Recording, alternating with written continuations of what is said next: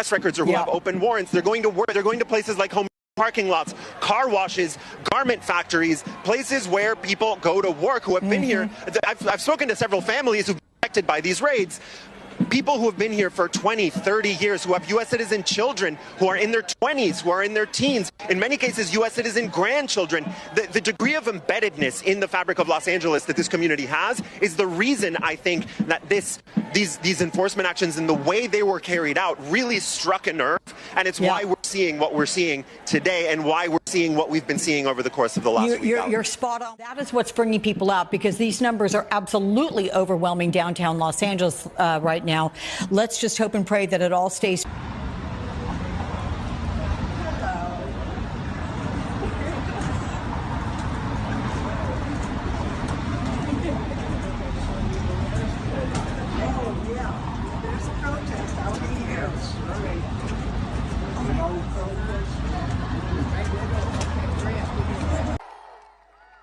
And Musk now says that Trump should be impeached, and Trump says that Musk should be investigated for his tens of billions of dollars in federal contracts, and for once, they're both right.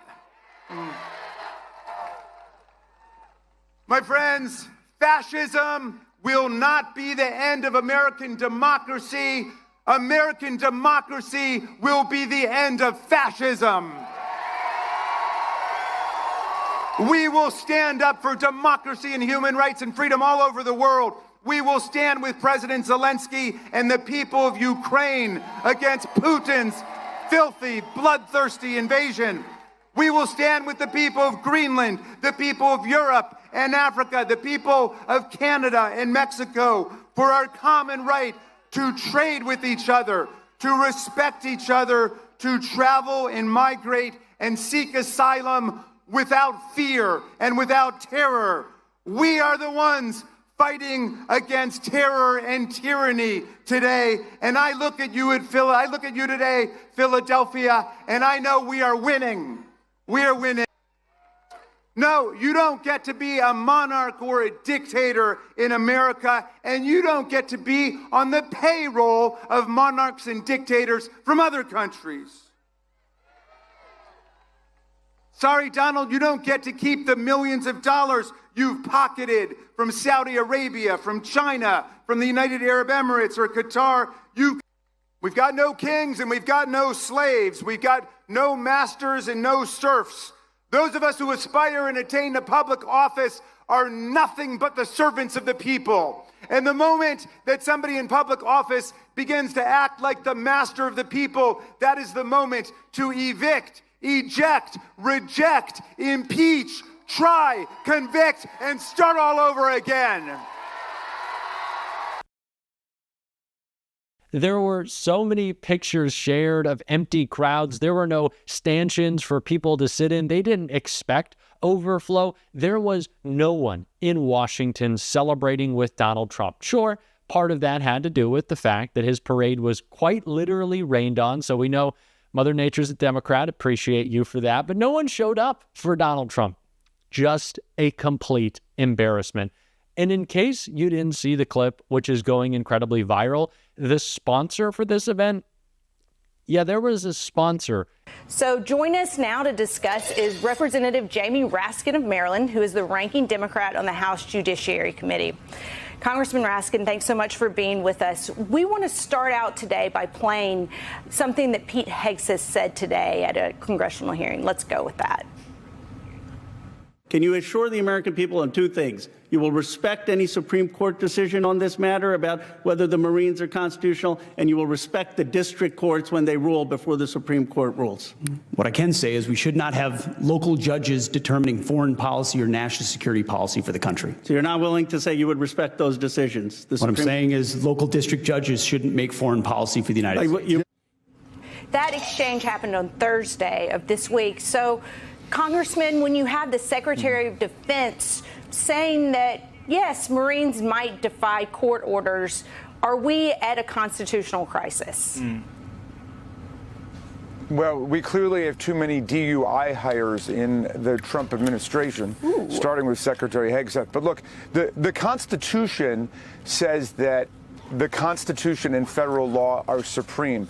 We have a supreme Constitution. We don't have a supreme leader. We have no dictators here. We have no kings. We have no monarchs. This is civilian government, and there's a reason that Congress is in Article 1, and all legislative power is vested in the Congress, just like all judicial power is vested in the Supreme Court and in the inferior court. So what's the job of the president?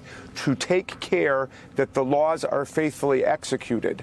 So let the message go out through the Trump administration. Your job is to faithfully execute the laws that have been adopted by the people in the House, in the Senate, and signed into law by the president.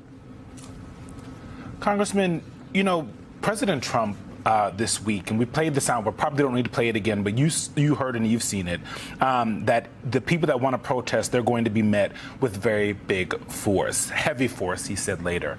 I guess I'm just curious what this is not new rhetoric, right? You've been paying attention to Donald Trump for a very long time, but does it feel like it's ratcheted up, and that where the tensions are right now with everything we're watching, does it feel scarier?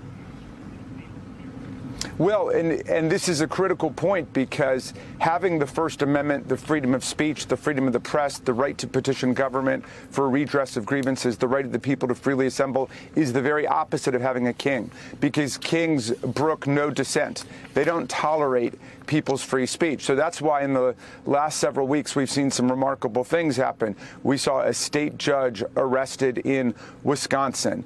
Our colleague, Senator Padilla, was thrown to the ground with his arms behind his back and handcuffed. My colleague, LaMonica MacGyver from New Jersey, just received a criminal indictment and faces 17 years in prison because she went to a scheduled appointment at an ICE facility and then was in that scrum of people around the mayor of Newark as they decided to manhandle him. They sent the Marines to California, and they illegally tried to federalize the National Guard in California. But the remarkable thing about our constitutional system is how resilient all the other parts of the government are. And I'm proud of the governor of California, the mayor of Los Angeles, the sheriff, and the chief of police there, who said, thanks, but no thanks. We don't need your help. You're just going to make things worse.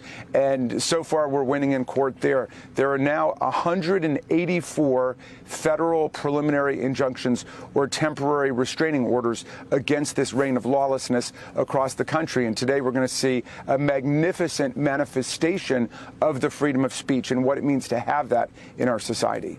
You know, Congressman, would pick up on something, because as you were running through the litany of public officials, elected officials who have been retaliated against by this administration, you talked about, you know, the scheduled appointment, and that made me think of all the immigrants we have seen be detained, removed, deported from hearings, appointments, to be a part of the legal process, following the rules that they were told to follow, and getting snatched up by the immigration services. And I'm going to put up this headline from military.com from yesterday.